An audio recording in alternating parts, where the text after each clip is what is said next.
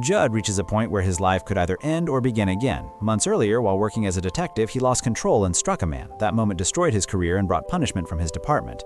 Violence had followed Judd before. He once lived as a boxer, surviving through anger and force. Wanting to escape that path, he became a priest, hoping faith would help him choose peace over rage. At his hearing, he asked for one last chance, saying he wants to serve people, not harm them. A senior church leader is moved by his words and sends him to a declining church called Our Lady of Perpetual Fortitude, a place steadily losing its members. The church is ruled by Father Wicks, a strict and dominating figure. From the moment Judd arrives, the atmosphere feels wrong. The main cross is missing. Wicks greets Judd coldly, acting as if his authority is under threat. Once things are clarified, Judd meets Martha, a quiet woman who seems to run the church silently. She helps him settle in and shows him around.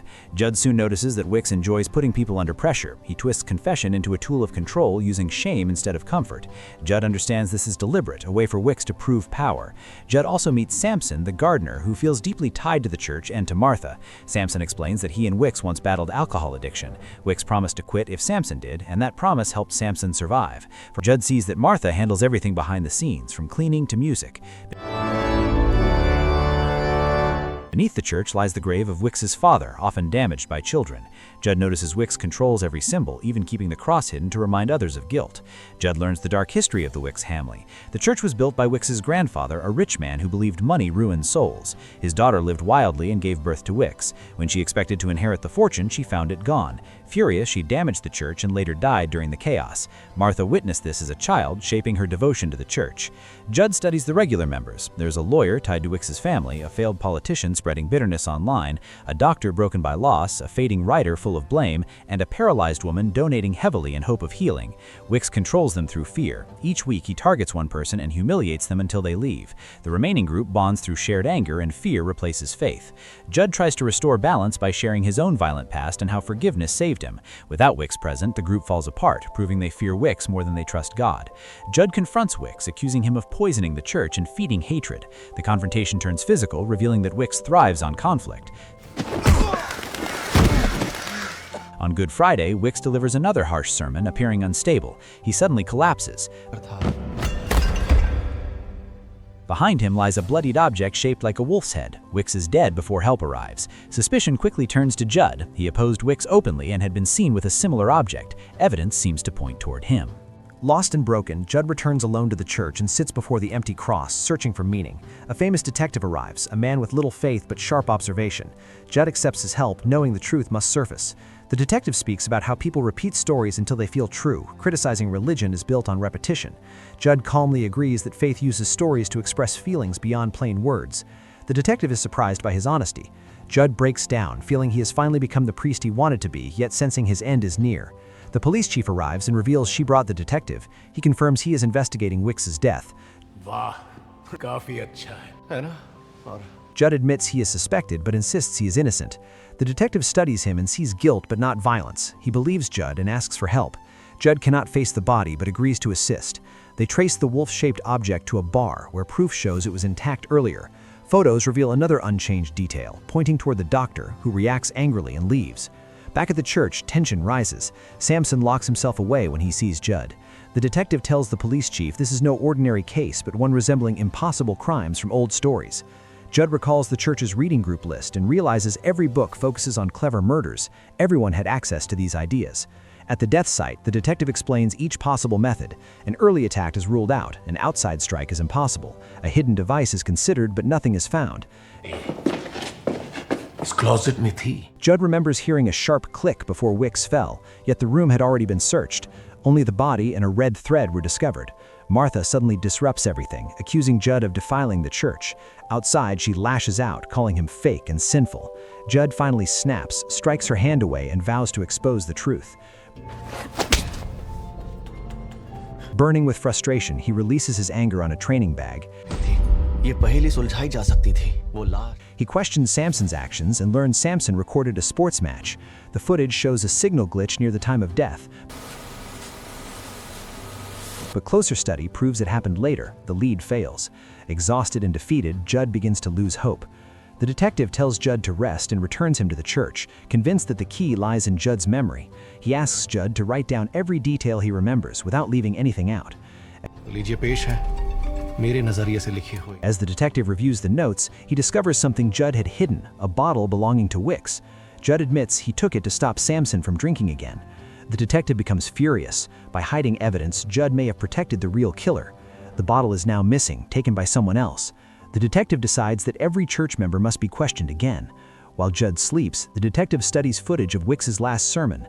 Preparations for Wicks's burial begin, and he is placed in his grandfather's tomb.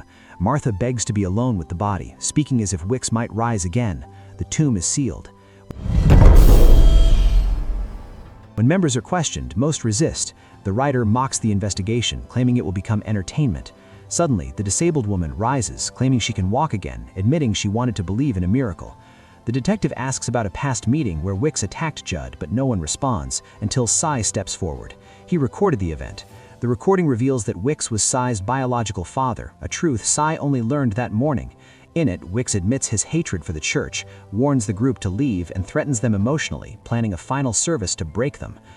The recording shocks everyone. Wicks ridicules the paralyzed woman, exposing her donations as meaningless to him. Judd enters late. Everyone leaves except Vera. He asks Cy why Wicks became so cruel. Cy explains that after learning the truth about his birth, Wicks accepted him as a son but hated the church. He believed he had finally found his grandfather's fortune and dreamed of using wealth and influence to build power, discarding the church members as useless. The fortune's location remains a mystery, hinted at with a phrase about a forbidden fruit returning to its tree. The detective questions Vera, but she refuses to cooperate. Cy offers money if the fortune is found. Judd and the detective investigate an old statue left by Wicks's grandfather, but find nothing. Then Judd notices that the crane used to open the tomb was ordered before Wicks's death, which changes everything. They contact the company, but the employee stalls, asking for Judd's spiritual guidance. Judd agrees, remembering his role as a priest. Hours pass. The detective grows frustrated as night falls. A storm approaches. Martha insists the church be locked. Judd feels torn. He became a priest to help people, not chase criminals. The detective warns that police are coming and urges Judd to leave. The chief arrives, accusing the detective of hiding a key theory. Footage shows Judd alone with Wicks's body for a few seconds, enough to strike. She orders his arrest. Chaos erupts. A noise comes from the sealed tomb. The door bursts open, lights turn on, and a figure resembling Wicks emerges, attacking Samson before disappearing into the forest. Judd chases but is knocked unconscious. When he awakens, Samson is dead, the tomb is open, and Wicks's body is missing. The church descends into panic. Martha screams that Wicks has risen. Police seize cameras near the tomb. Judd escapes into the forest and learns that the crane was ordered by Wicks himself. Word spreads quickly. Followers rush back, except the doctor, who quietly declares his task complete. The detective reviews the footage. A figure dressed as Wicks leaves the tomb, Samson is nearby, and Judd follows. Everything points to him. Judd goes to surrender, but the detective pulls him away. They rush to the doctor's house. In the basement, they find a body dissolving in acid, Wicks. Another skeleton, identified by a ring, is Samson. The doctor killed Samson and tried to frame Judd. Judd, still blaming himself, returns to confess. Police arrest him for 3 murders. Before he can speak, the detective steps forward, explaining the truth. Wicks was initially drugged, not stabbed. The bottle drop caused the noise. The bloody object was fake, staged with hidden tools. The doctor created a dramatic scene to mimic a holy death, then stabbed Wicks to finish the crime and tried to destroy evidence. The story was crafted to be unforgettable, a priest killed by evil rising from the dead. Yet one question remains: how did Wicks appear to walk out of the tomb? The police clear the church. Outside, the crowd believes a miracle occurred. The media spreads the story. Faith strengthens. Inside, Martha finally confesses. Long ago, Wicks's grandfather swallowed a priceless jewel to protect it, hiding it inside a statue. Grace destroyed the church trying to find it but failed. Martha knew the truth and stayed silent. When Wicks approached the jewel, she orchestrated everything. She planned to steal it, kill Wicks in a way that would make him appear miraculous, and protect the church. She worked with the doctor. Samson helped unknowingly and was later killed. The doctor betrayed everyone, poisoned Martha, and tried to take the jewel, but she outsmarted him. Dying, Martha confesses fully and asks for forgiveness. Judd grants it. She dies peacefully. The jewel falls to the floor. 1 year later, the church reopens. Most followers are gone. The writer gains fame. Others move on. The legend of Father Wicks continues. Judd restores the cross, hiding the jewel inside. Faith remains, truth is buried, and the story lives on.